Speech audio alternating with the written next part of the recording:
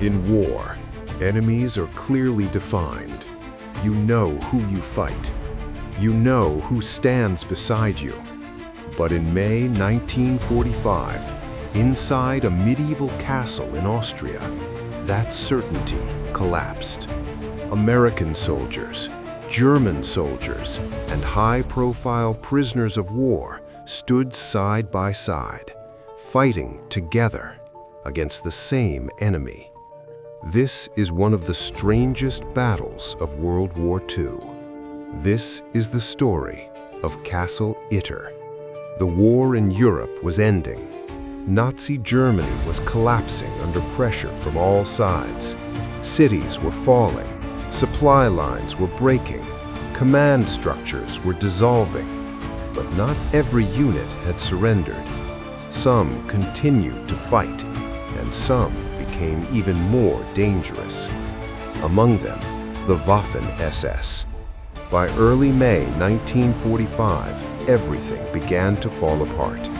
German guards started abandoning their posts. Orders stopped coming. Communication broke down. The prisoners inside Castle Itter realized something. They were no longer being guarded, but they were not free.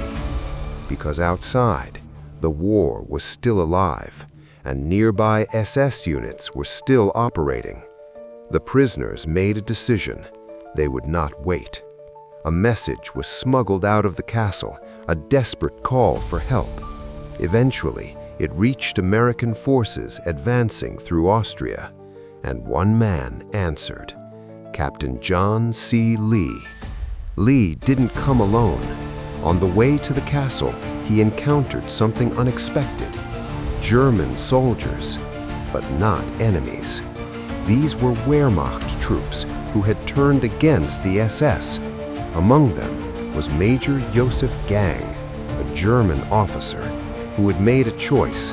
He would no longer fight for a collapsing regime. He would protect civilians and now help defend the castle. What happened next should not have been possible. American soldiers, German soldiers, and former prisoners of war formed a defensive force inside a castle, preparing for battle together. If you're enjoying this real story so far, subscribe to Crimson Shadows and turn on the bell for more dark, true stories from war history. It didn't take long. The SS found out, and they moved in. Early on May 5, 1945, they surrounded Castle Itter, roughly 100 to 150 SS troops against a small, improvised defense. Inside the castle, there were fewer than 20 defenders. The odds were clear. The attack began with gunfire echoing through the mountains. Bullets struck stone walls, windows shattered, positions were quickly taken. The defenders returned fire. American rifles, German weapons, fired side by side. Inside the castle, the prisoners themselves took up arms. This was no longer a prison, it was a battlefield. The situation deteriorated quickly. The main American tank supporting the defense was disabled. Communication with outside forces was nearly impossible. Ammunition was limited, and the SS kept pressing forward. They were not negotiating, they were not waiting, they were coming to finish it. During the fighting, Major Joseph Gang exposed himself to enemy fire, not for a military objective, but to protect one of the prisoners, former French Prime Minister Paul Reynaud. Gang was hit and killed. A German officer dying while defending French prisoners alongside American troops against German SS forces.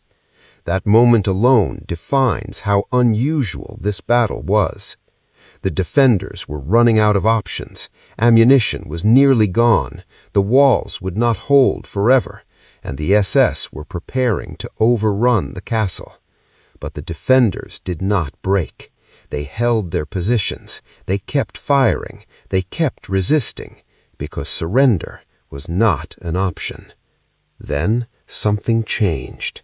Reinforcements American forces finally reached the area, the sound of new gunfire, not from the attackers, but from outside the perimeter.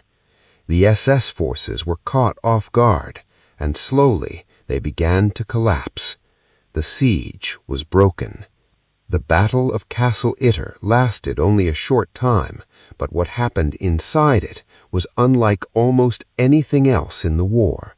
Americans and Germans fighting together, not out of strategy, but out of necessity and survival. Major Joseph Gang was later remembered as a hero in Austria. Captain Jack Lee received recognition for his leadership, and the prisoners survived. But the battle itself remained relatively unknown, overshadowed by the scale of the war around it. Because this story doesn't fit neatly into categories, it challenges the idea of clear sides, of simple enemies, of predictable outcomes. At Castle Itter, the war didn't follow rules. It broke them. This was not just a battle. It was a moment where the lines of war blurred, and survival became the only side that mattered. This was Crimson Shadows. Subscribe, turn on the bell, and join me for more real war stories told from the darkest corners of history.